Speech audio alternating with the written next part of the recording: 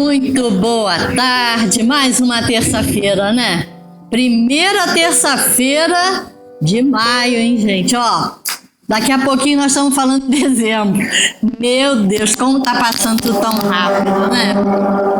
Mas nós precisamos ter foco, objetivo, sabermos por que nós estamos aqui, porque se a gente bobear, a gente dança, né? Então não vamos bobear não, minha gente, vamos aproveitar, né? Deus querido Pai, agradecidos estamos, Senhor, por mais essa tarde, por mais esta oportunidade que estamos tendo de aprimorarmos o nosso entendimento sobre as leis de Deus à luz da doutrina espírita. Obrigada, Senhor, por mais essa tarde. Graças a Deus e que assim seja. E com vocês, Celi, que não é campeira, é Machado. No nosso quarto, né? Quarto, entre aspas, na nossa intimidade, e ali elevarmos os nossos pensamentos acima desse mundo aqui, né? Acima das coisas, elevando, aumentando a nossa frequência vibratória para que realmente a nossa prece alcance os objetivos. Então vamos ao conteúdo, né? Primeira pergunta que está lá no Livro dos Espíritos a respeito da prece é se é agradável a Deus, né? Na 658 está lá. A prece é agradável a Deus? E eles respondem, a prece é sempre agradável a Deus. Olha só, sempre agradável a Deus.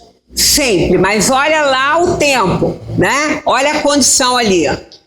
Quando ditada pelo coração, porque a intenção é tudo para ele, né? Então, nós temos aprendido na doutrina que o que vale nas nossas ações, nas nossas atitudes, sejam quais forem essas ações e essas atitudes, é a intenção ao praticá-las, né? A intenção é que vale, a intenção é tudo, porque nós podemos enganar as pessoas pelas nossas aparências, pelas nossas exteriorizações, né? Pela exteriorização de uma prece, pela exteriorização de uma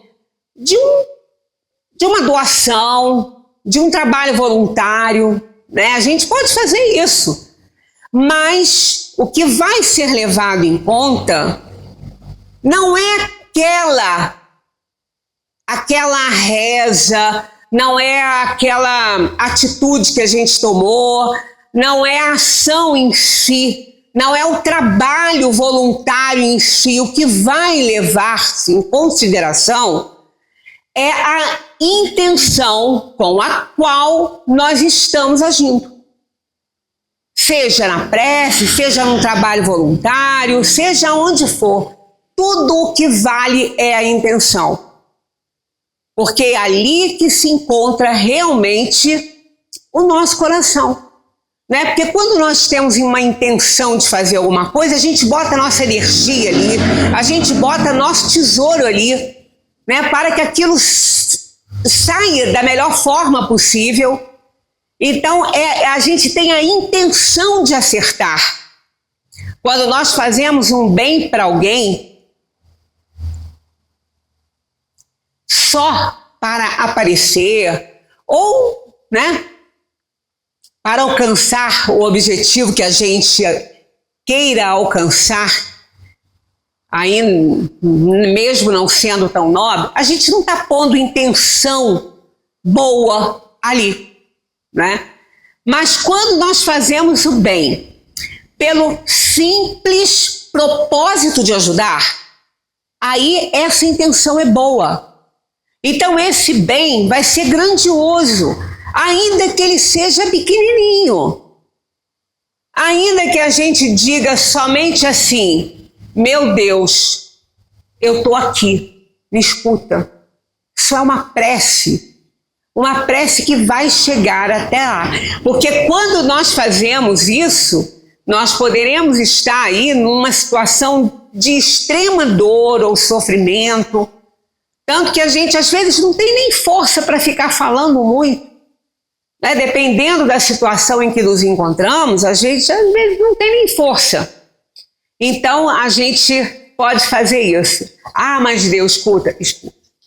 Deus escuta. Lembra quando nós aprendemos da lei divina e natural? A gente aprendeu tantas outras coisas que nos levaram a entender os cuidados de Deus conosco.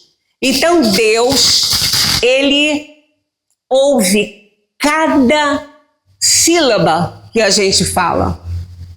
Porque quando nós falamos, quando nós exteriorizamos alguma coisa em palavras, pensamos antes. O pensamento alicerça todas as ações, todas. Mesmo quando a gente reage, passa pelo pensamento, não como deveria, né? Porque aí a gente vai reagir, a gente não nos deu aquele tempo necessário de avaliar a ação, mas ela passa pelo pensamento.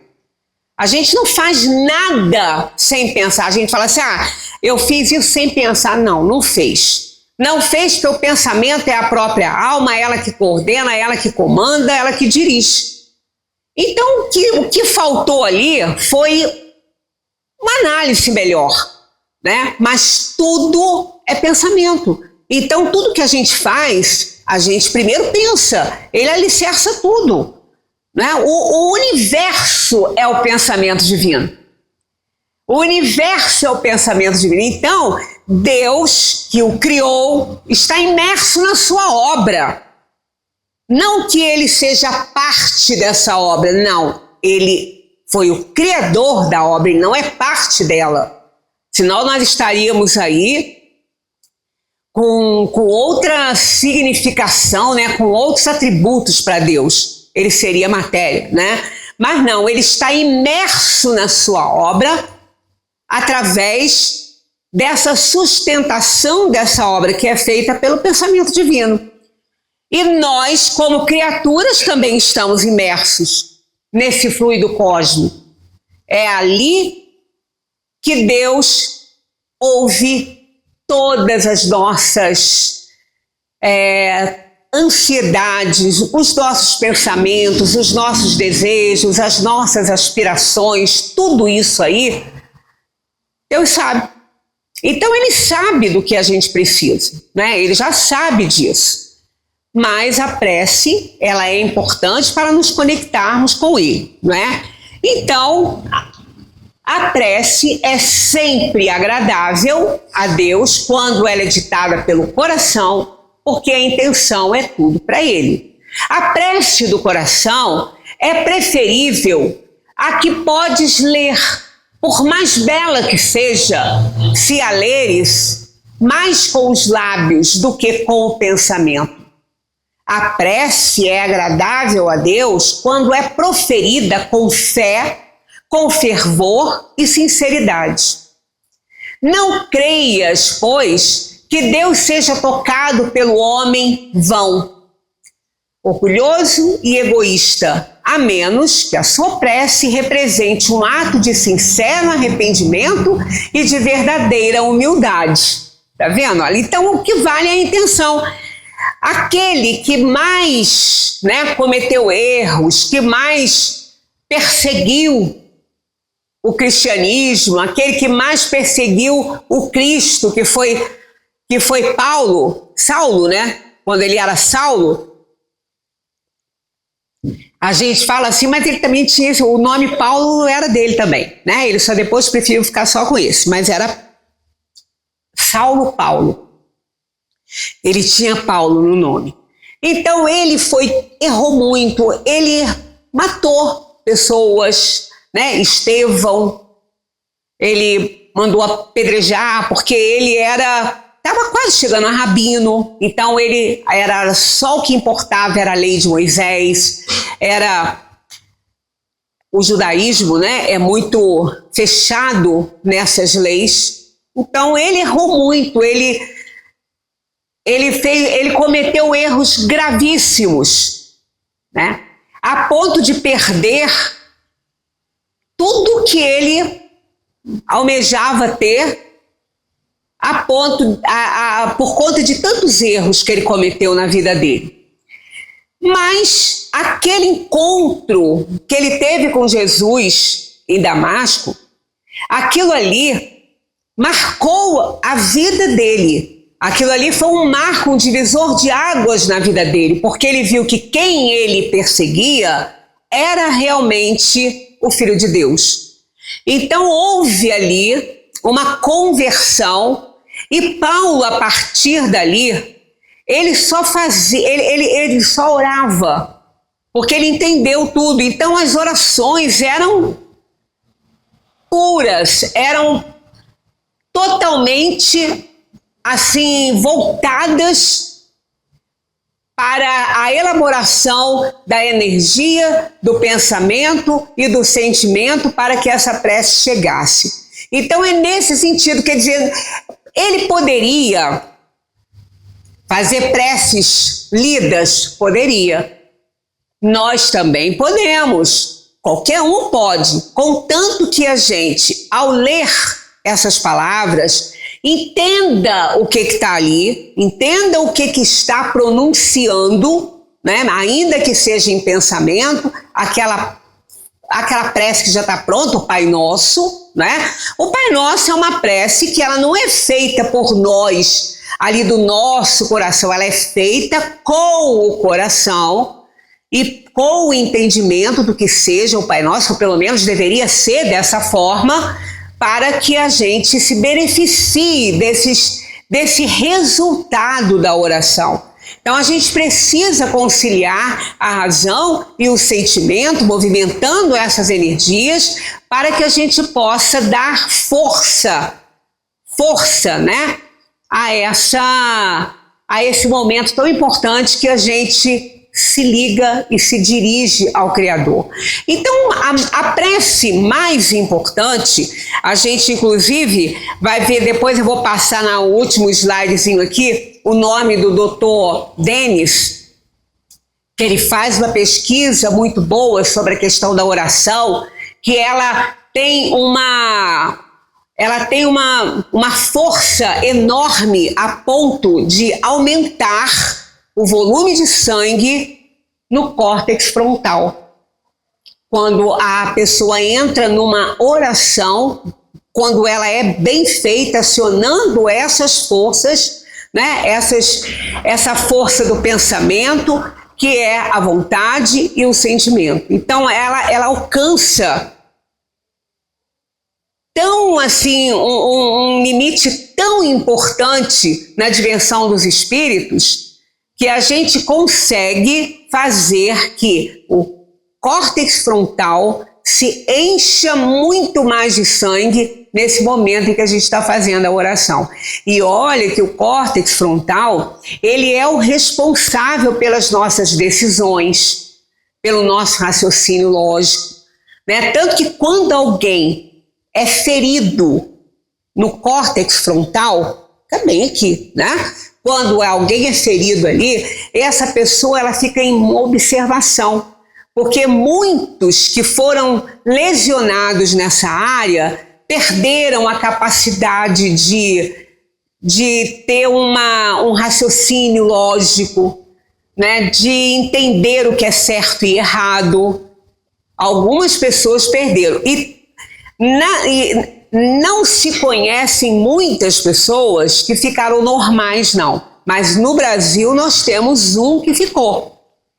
Esse rapaz era um trabalhador de obra e ele, na obra aconteceu um acidente, não sei como aconteceu lá, mas um vergalhão entrou nele aqui. E ele foi levado para o hospital, né, ainda com aquele vergalhão, mas estava consciente, não desmaiou nem nada. Foi então feita a cirurgia, ele se livrou daquilo ali. Como ele tinha uma criança, ele tinha uma menininha, acho que era uma menininha de filha ou filho, não me lembro bem. Então foi pedido que eles ficassem observando, a família ficasse observando, porque poderia haver uma mudança muito grande no caráter dele. E ele era uma pessoa excelente, era um cara responsável, né? Um ótimo pai, um ótimo filho, tudo bem. Mas ele não teve essas reações adversas, ele não chegou a ter isso. Ele continuou a mesma pessoa que sempre foi, responsável, de bom caráter, né? Trabalhando, bom pai.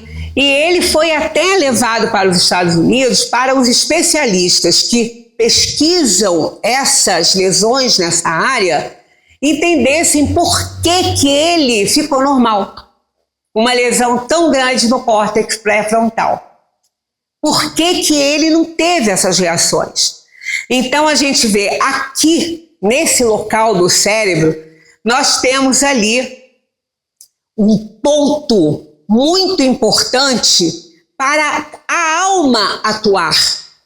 Então, se a pessoa não tem tendência nenhuma a nenhuma atitude indigna, ela vai conseguir superar aquela lesão e não vai se desequilibrar, se desarmonizar e demonstrar uma falha de caráter. É como se ali nós tivéssemos um filtro, né? Um filtro que filtrasse as ações indignas para que a gente tenha a oportunidade de acertar mais aqui na nossa atual encarnação. Então são muitas as especulações, né? Mas para a gente ver como que a prece, ela é importante, ela alcança, inclusive, ela com esses efeitos físicos, né? Perceptíveis através das ressonâncias funcionais que os médicos estão fazendo para fazer essa pesquisa tão importante. Então nós podemos fazer prece feitas do coração e o mais interessante é que as pesquisas estão andando nessa área e foi percebido que a prece que mais aumenta o volume de sangue nessa área são as conversas pessoais com Deus. São aquelas conversas que nós temos com Jesus, com os amigos espirituais. É a prece feita, né, por nós, de coração mesmo, não são as lidas. E nem são as longas, nem as mais bonitas, porque isso não conta. O que conta é aquela palavra que ela acionou a vontade, o sentimento, a razão, isso é que conta. Então é aí que a gente consegue que a organização física seja alterada por conta da elevação dos nossos pensamentos numa prece. Qual o caráter geral da prece, né? Vamos aqui o que os espíritos falam.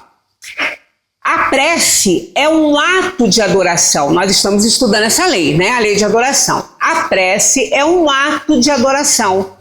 Fazer preces a Deus é pensar nele, aproximar-se dele, pôr-se em comunicação com ele.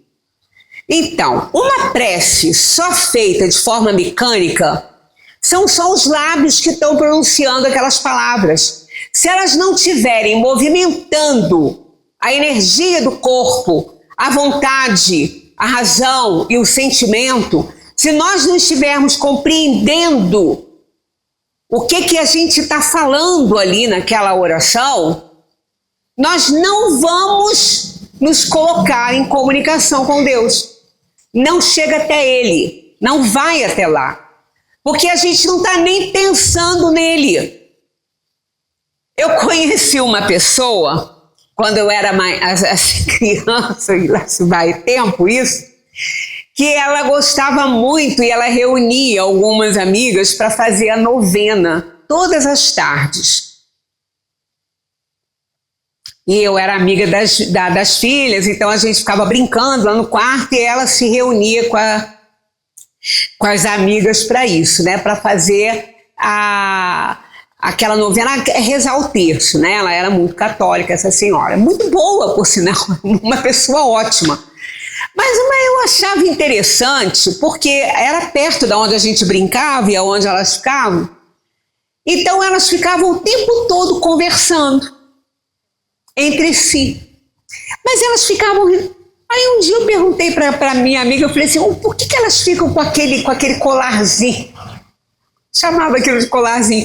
Por que elas ficam, todas elas ficam com aquela mão naquele colarzinho, com aquelas bolinhas assim? Aí a outra, aquele é um terço, você não sabe o que é um terço? Eu falei, não sei. Aí ela me mostrou o dela, né, o terço assim. Aí eu falei assim, mas aí essas bolinhas, aí elas faziam a oração ali naquelas bolinhas. Eu falei assim, mas como que elas estão fazendo a oração se elas estão conversando? Elas estão falando outra coisa, né? Então elas ficavam, aí rezavam, aí continuava passando as bolinhas e tudo, mas conversando. Eu falei, gente, não estou entendendo esse negócio. Criança curiosa, né? Aí ela falou assim, você não vai para lá fazer nada. Essa menina era a mais velha, eu era amiguinha da outra, mais nova, né? Então aquilo ali não tinha nenhuma importância, né? Quer dizer, aquela prece ali, aquela novena ali, era só para passar o tempo. Hoje eu penso, entendo dessa maneira. Na época não, nem conseguia entender, mas não é dessa maneira. Então, é igualzinho o sinal da cruz quando passa na frente de uma igreja. A pessoa passa para a igreja, está falando da vida dos outros, está querendo mal para os outros, mas está lá, passou para outra igreja, é tudo mecânico. Essas coisas, gente, não tem valor. Para Deus, não tem valor. Assim como uma vida de contemplação, alguém que vive isolado do mundo, orando para a humanidade, né? Não estou falando de religiosos, nem porque tem gente que é assim, não, eu prefiro não sair de casa, eu prefiro ficar orando, porque esse mundo está muito ruim, eu prefiro ficar orando. Mais útil seria que estivesse fazendo um trabalho voluntário para alguém. Indo conversar com idosos, trabalhar com crianças com problemas, fazer visita a uma pessoa sozinha que precisa de conversar. Porque o que vai adiantar aquilo ali? Aí aquela fé sem obras, né?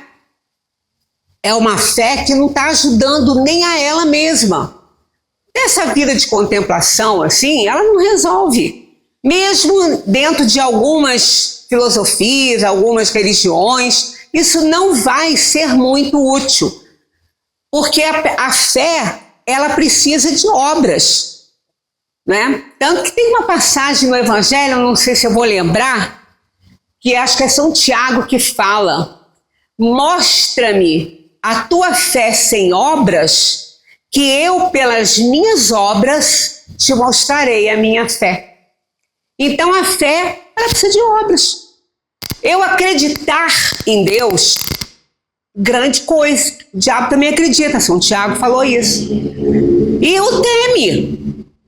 Mas isso não muda nada nele, ele continua fazendo as diabruras dele.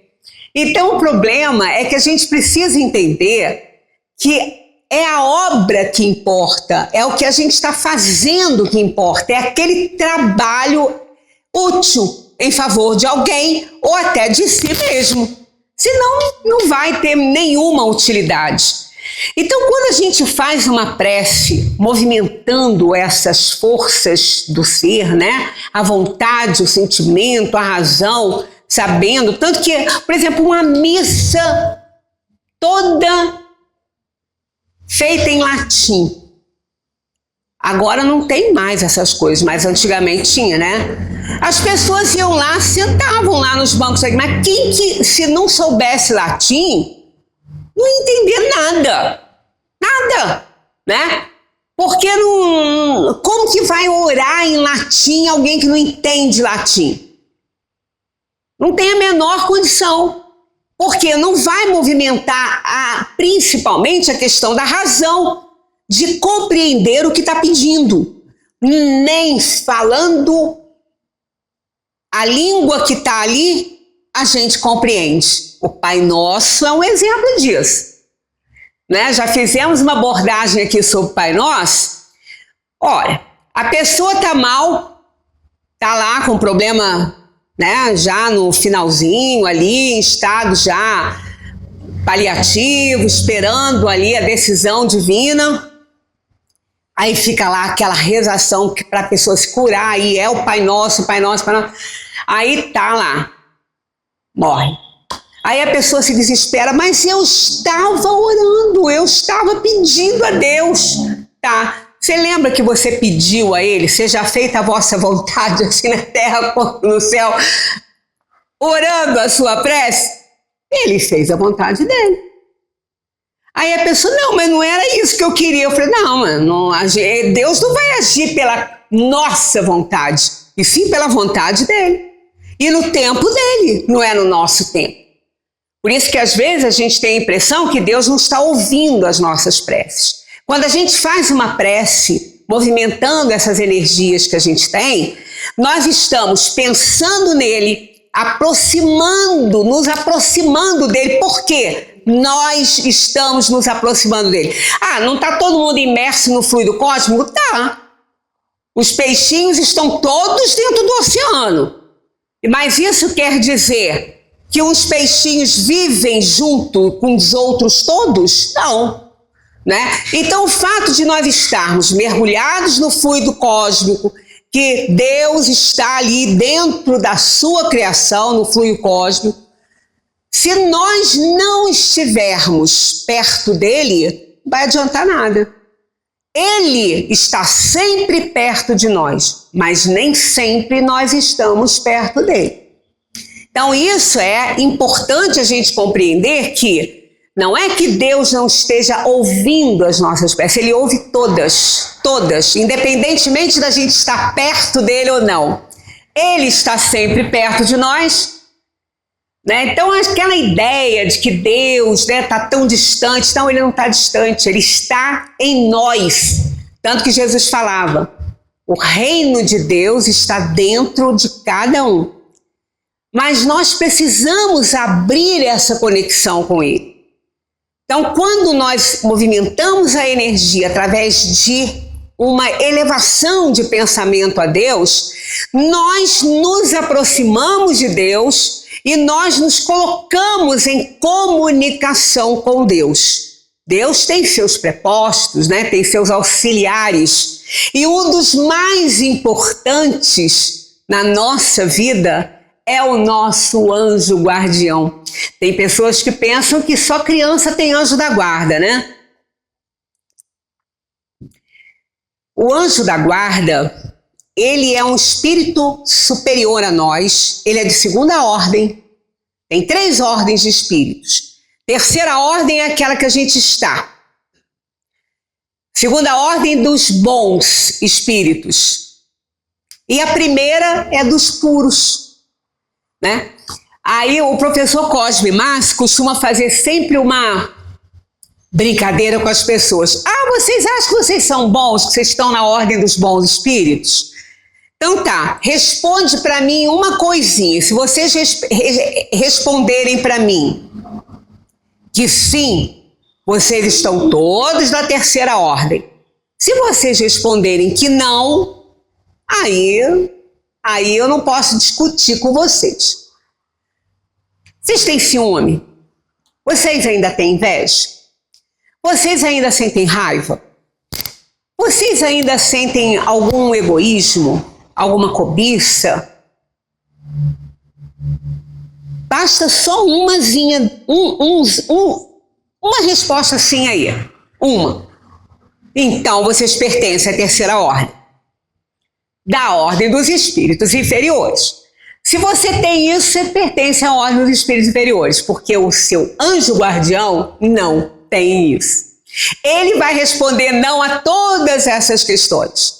Ele não tem inveja, não tem orgulho, não tem vaidade, não tem ciúme, ele não tem nada. Ele é um bom espírito, ele está na segunda ordem. Ele não tem mais as paixões que nós temos. Por isso que eles podem nos orientar e nos guiar. Imaginemos se eles fossem iguais a nós. Como que eles iam nos orientar? Como que eles iam falar, não, você não pode ser egoísta se ele for? Né? não faz sentido. Então, gente, só saber que nós temos um anjo da guarda superior, é um espírito superior, cada um tem o seu. Ele é só seu. Ah, mas ele não pode fazer mais nada? Não, ele faz muitas coisas, tanto que ele não está a tiracolo. Ele não está ali encostado na gente o tempo todo, ele é um espírito superior. Nada é obstáculo para ele, não existem distâncias no universo para um espírito superior. Onde quer que ele esteja, ele está ligado conosco. Ele está ligado com aquele que é o seu protegido. Sabe de tudo que está acontecendo, sabe de todas as queixas, sabe de todas as nossas necessidades. E Deus, através desse anjo guardião, vai nos atender.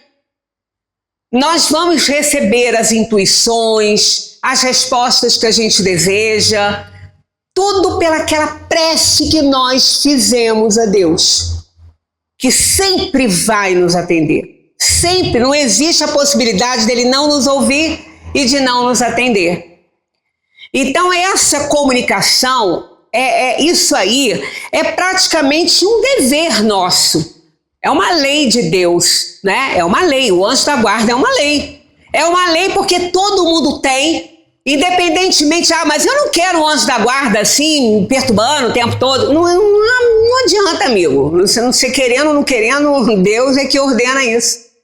Quando ele nos criou simples e ignorantes, sem nenhum conhecimento, né, para fazer as nossas escolhas, para seguir a nossa trilha de aperfeiçoamento, ele colocou um anjo da guarda, porque os espíritos, quando a gente fala anjo da guarda é o nome, mas é um espírito que está trabalhando assim, dessa forma, para nos auxiliar, para nos guardar e para nos guiar, levantando o nosso ânimo quando a gente não está bem, mas ele nunca vai nos isentar das nossas provações.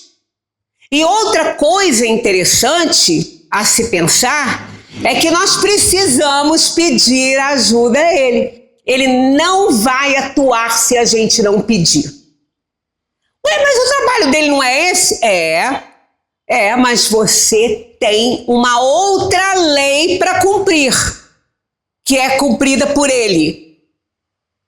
É uma lei que ele te socorra, que ele te guie, é uma lei de Deus. Mas tem uma outra também que ele precisa de respeitar, que é a lei de liberdade, que é o livre-arbítrio.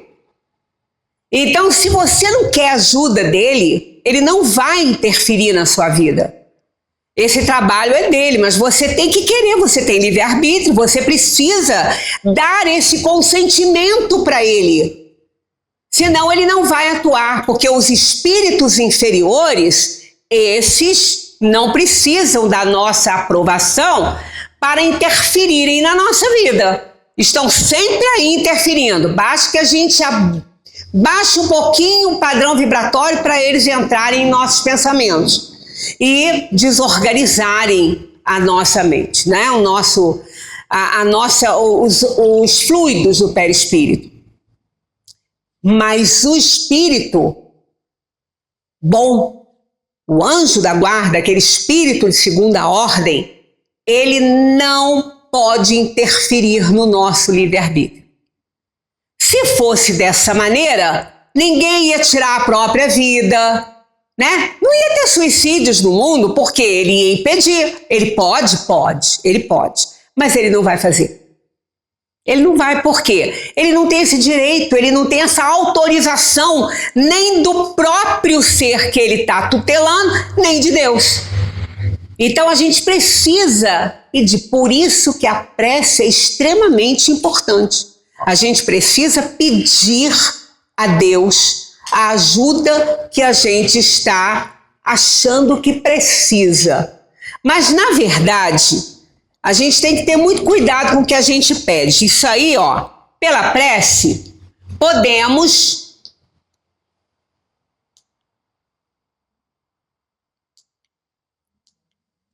Pela prece, nós podemos louvar, pedir e agradecer. São as 3 coisas que a gente pode fazer. Louvar, pedir e agradecer. Bem, quando a gente agradece, nós já estamos louvando. Porque ninguém agradece a alguém que você não admire, que não tenha feito algo bom para você. Quando alguém te faz uma gentileza, você logo se coloca lá na obrigação de devolver aquela gentileza. Aí você fala para a pessoa, estou muito obrigado. A gente não usa botar o verbo, mas ele significa isso. O homem responde, obrigado, muito obrigado. A mulher responde, muito obrigada. Por quê? Porque isso é um particípio referente que ele concorda com o nome. Então a pessoa, se ela for do sexo feminino, quando ela recebe uma gentileza, ela se sente obrigada a devolver essa gentileza, ou pelo menos agradecer essa gentileza. Então ela diz, muito obrigada, eu estou obrigada com você agora. Eu me obrigo a te agradecer. E o homem fala, eu estou obrigado agora com você, eu me obrigo a te agradecer. Então, quando você está fazendo isso, que você está sendo grato, nesse momento você está louvando aquela pessoa. Por quê?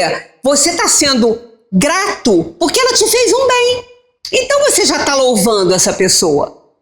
Então, quando nós agradecemos tudo que a gente tem, as bênçãos de Deus, nós já estamos louvando. Esse Deus misericordioso, esse Pai, né, que Jesus veio trazer a verdadeira ideia de Deus para nós, que é uma ideia de Pai, daquele que cuida, porque Moisés apresentou um Deus punitivo, né? Tanto que os 10 mandamentos vieram ali em imperativo negativo, para dar ênfase, né? Não matarás, não cobiçarás, não adulterarás. Pois é, aí Jesus veio tirar aquela ideia do Deus punitivo e trazer o Deus Pai. Tanto que ele chamava Deus de Abba. Abba é paizinho em aramaico. Paizinho. Então ele chamava Deus de Abba. Então é aquele Pai amoroso que mesmo com todos os nossos erros, com todos os nossos problemas, nos ama incondicionalmente. Às vezes, aquela dor e o sofrimento é para realmente fazer um resgate de um erro passado. Ele nos dá essa oportunidade. Mas então esse Deus é esse Deus misericordioso, para quem nós dirigimos a nossa prece. E a gente precisa agradecer sempre. Por que eu devo agradecer? Se eu não agradecer, Deus não vai me ajudar? Claro que vai. Mas quando nós agradecemos, nós mostramos gratidão por tudo que a gente recebe. Nós mostramos que estamos extremamente gratos com tudo que nós recebemos. E a parte do pedido, a gente não precisa exagerar. Deixa que Deus sabe que a gente precisa. Então a gente vai ver o que realmente a gente tem que pedir a Deus, que isso é a eficácia da prece. Não tem prece nenhuma que a gente faça pedindo aquelas 3 coisas que Deus não vai atender. Mas daqui a pouco a gente chega lá. A prece torna o homem melhor? Sim. Porque aquele que faz preces com fervor e confiança se torna mais forte contra as tentações do mal. E Deus lhe envia bons espíritos para o assistir. É um socorro jamais recusado quando o pedimos com sinceridade. As 2 últimas linhas do Pai Nosso é isso aí, né? Quando nós chegamos lá no finalzinho, que a gente fala, né? Não nos deixeis cair em tentação, mas livrai-nos do mal. São as 2 últimas do Pai Nosso. O que quer dizer isso? Jesus jamais estaria pedindo para que Deus não mandasse tentações para ele. Nunca ele pediria isso. Ah, mas ele pediu, está lá no Pai Nosso, ele que ensinou. Não nos deixeis cair em tentação. Não, ele não está pedindo a Deus para não mandar tentações. Olha o que ele está pedindo. Não nos deixeis cair, ter uma queda. E essa preposiçãozinha aí, ela tem valor temporal. Quando eu estiver em tentação. Não nos deixeis cair quando eu estiver em tentação. Quer dizer, as tentações todas vão chegar. Os problemas todos vão chegar. As doenças todas vão chegar que a gente tiver que passar por elas. A dor e o sofrimento fazem parte das provações e expiações que a alma tem que passar no mundo por escolha dela mesma, por escolhas que fez antes de reencarnar para resgatar um passado de erro. Então as dores vão chegar, tudo vai chegar. E aí a gente chama de tentação por ser um mal que a gente está enfrentando. A gente chama o mal aí de tentação. Então, quando Jesus ensina, fala, não nos deixeis cair em tentação, quando eu estiver em tentação, livra-nos do mal. Que mal? Esse mal de cair em tentação. Essas duas últimas frases estão conectadas. Não nos deixeis cair quando eu estiver em tentação, mas livra-nos do mal. E nos livra desse mal de eu cair diante das tentações. Então a prece torna a gente melhor porque você está querendo ser melhor. Você está pedindo força a Deus para você não cair diante da dor, diante do sofrimento, diante do desespero de uma doença, diante da dor de um ente querido, de um grande amor que a gente vê sofrendo, que se a gente pudesse sofreria no lugar dele. Mas a gente não pode cair. A gente não pode ter uma derrota ali. E é isso que Jesus nos ensinou a pedir. A gente precisa estar forte para poder se ajudar e ajudar aquele que a gente deseja que melhore, não é? Então ele, nesse sentido, ele vai se tornar uma pessoa melhor, porque ele está pedindo ajuda a Deus para que ele tenha forças para vencer aquela inferioridade que ainda carrega. Então esse socorro jamais será recusado por Deus. E ele vai enviar os bons espíritos que vão nos dar muitas intuições, que vão nos mostrar o caminho através das intuições para que a gente possa acertar. Como se explica que certas pessoas que oram, sejam apesar disso, que muito oram, né? Sejam apesar disso, de muito mau caráter, ciumentas, invejosas, implicantes, faltas de benevolência e de indulgência, que sejam até mesmo viciosas. Como que se explica? Elas vivem orando, dia inteiro orando, fazendo prece, né? Dia inteiro orando. Eu diria que elas estão o dia inteiro rezando. Aí tá lá a resposta dos espíritos. O essencial não é orar muito, mas orar bem. Essas pessoas julgam que todo o mérito está na extensão da prece e fecham os olhos para os seus próprios defeitos. A prece é para elas uma ocupação, um emprego do tempo, mas não um estudo de si mesmas. Faltando o M aqui. Não é o remédio que é ineficaz neste caso, mas a maneira de aplicá-lo. Então é a maneira que nós estamos orando que não está legal. Então não adianta a gente ficar ditando palavras belíssimas, né?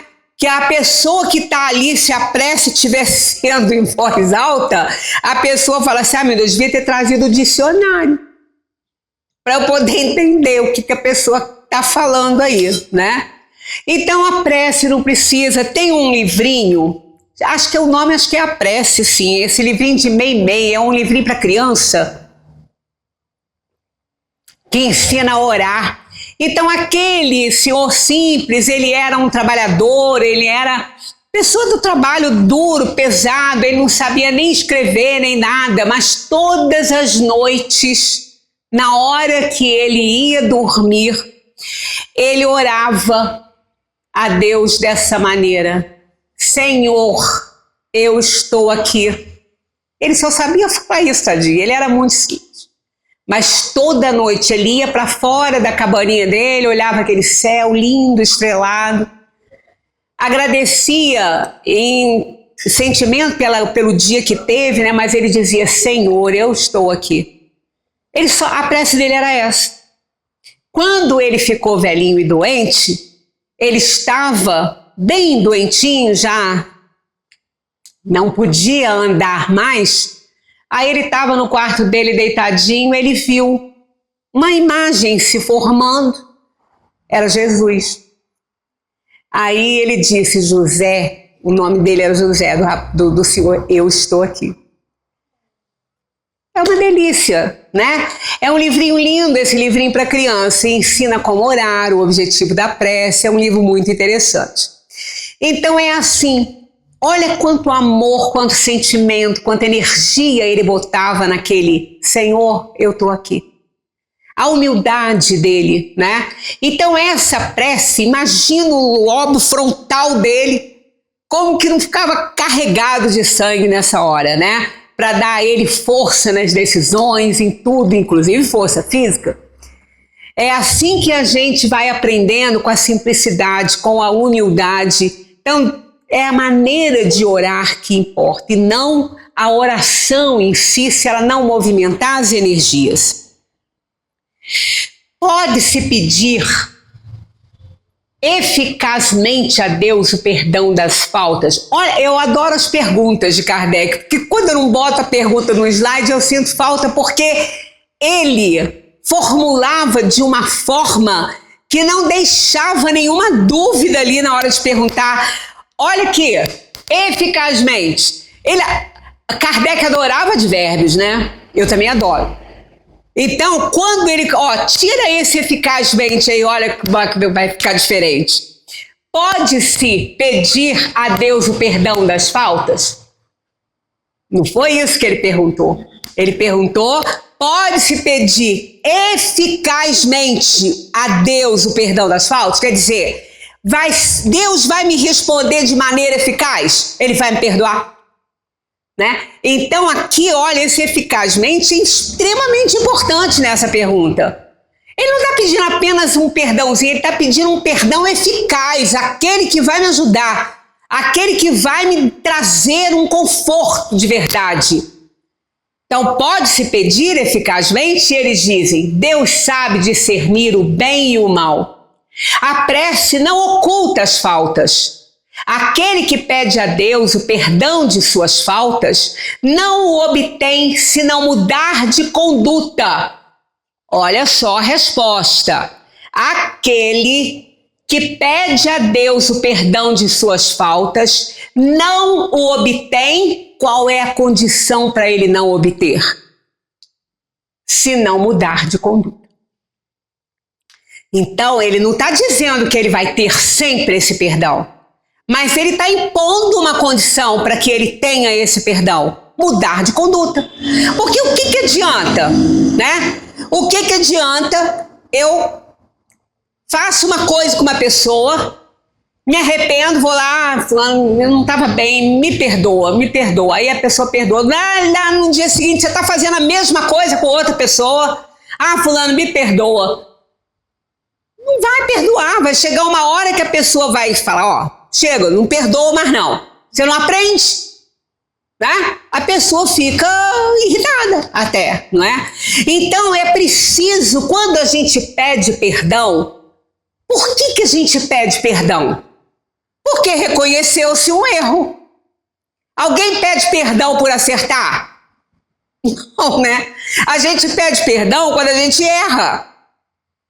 Então, se eu estou errado, eu peço perdão. Mas eu pedi porque eu reconheci esse erro. Eu entendi que eu errei. Aí eu continuo fazendo, cometendo o mesmo erro. Adiantou eu entender que está errado? Eu estou abdicando da maior conquista do ser humano, que é o raciocínio sem limite. Não adiantou nada eu botar energia minha ali para entender que aquilo está errado, se eu não me corrigir. Não adianta nada. Então, quando a gente pede perdão, é porque a gente errou. E se a gente reconhece o erro, a gente não pode permanecer nesse erro. Não tem a menor chance da gente ser perdoado dessa maneira. As boas ações são a melhor prece, porque os atos valem mais do que as palavras, não é?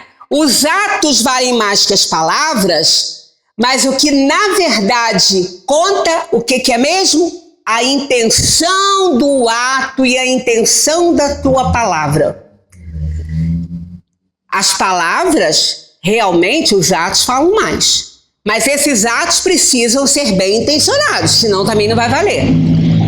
Então a gente vai vendo que existem algumas coisas aí a se considerar quando a gente faz algo, né? Pode-se orar utilmente pelos outros? Olha aqui de novo, ó. Eu oro por alguém, mas essa minha prece realmente vai ser útil? Ou eu vou ficar só gastando energia? Né? Por isso que Kardec tem que prestar atenção na pergunta. A pergunta é tão importante quanto a resposta. Pode-se orar utilmente pelos outros? Quer dizer, é útil orar pelos outros ou eu vou só fazer uma cena? Eles respondem: o espírito daquele que ora está agindo pela vontade de fazer o bem. Ora, se eu estou orando por alguém, eu quero o bem dessa pessoa. Porque alguém precisa de orar para o outro. Ora quando ele quer orar, ué. Ninguém está obrigando ele a fazer isso. Eu tinha um tio que todos os dias, ele e a esposa, eles tinham um filho só que logo saiu, foi fazer faculdade de medicina, eles moravam no Rio, lá no subúrbio do Rio, todos os dias à tarde, onde fosse que eles estivessem, não era só quando eles estavam em casa, naquele horáriozinho que eles escolhiam, todo dia era o mesmo horário, eles faziam uma prece em favor de todas as pessoas que sofrem, de todas as pessoas que precisam de oração, que estão doentes nos hospitais, que estão nos presídios, eles dois. Se eles estivessem numa condução, os dois davam as mãos e faziam a prece naquele momento. Mas aquilo era feito de coração, ninguém mandava eles fazerem aquilo. Então aquela prece deve ter ajudado tantas centenas de pessoas. Eu só fico imaginando o que saía na dimensão dos espíritos ali, né, na parte espiritual, a quantidade de fluidos, de luzes que saía daqueles pensamentos naquele momento, onde quer que eles estivessem. Então isso, quando você ora por alguém, você deseja ajudar a pessoa, você não precisa conhecer a pessoa. Divaldo conta uma vez que ele viu pela televisão um suicídio. Há muito tempo, ele conta isso há muitos anos, uma pessoa quis se suicidar para todo mundo ver. E, inclusive, acho que ele mandou filmar qualquer coisa assim, que acho que eu achava que era uma brincadeira, que não ia acontecer, mas aconteceu. E Divaldo, aí depois eles passavam aquilo ali para todo mundo ver, contando essa história, e ele estava nos noticiários e tudo, né? Ele falou que quando ele viu, ele não conhece a pessoa, nunca tinha visto a pessoa e tudo, mas ele fez uma prece pedindo ajuda para aquela alma, ajuda para aquele espírito que cometeu aquele suicídio daquela maneira ali, horrível também, né? Não basta o ato em si, público assim. E ele, todas as noites, aquilo impregnou tanto a mente dele, todas as noites ele pedia ajuda para aquele espírito, toda noite. Teve uma vez, numa das reuniões espíritas, né, onde ele estava, mediúnica, o espírito se comunicou e foi agradecer a ele as preces que ele tinha feito. Que era o único consolo dele, era quando ele recebia as preces dele. Então, olha, a gente não tem ideia de quando e como as nossas vibrações chegam até as pessoas. A gente nem tem que se preocupar com isso, a gente tem que se preocupar em movimentar as nossas energias, os nossos sentimentos, a nossa vontade de ajudar. porque sempre vai ser útil. O espírito daquele que ora está agindo pela vontade de fazer o bem. Pela prece, atrai a ele os bons espíritos que se associam ao bem que deseja fazer. Nunca uma prece é inútil, nunca.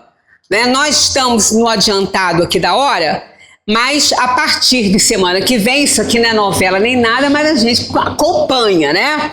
A gente tem os outros capítulos. Nós vamos para o comentário de Kardec, eu só vou ler, porque ele tem mais uma página ainda, só para a gente se situar, e semana que vem a gente está bem afiadinho nisso, ó.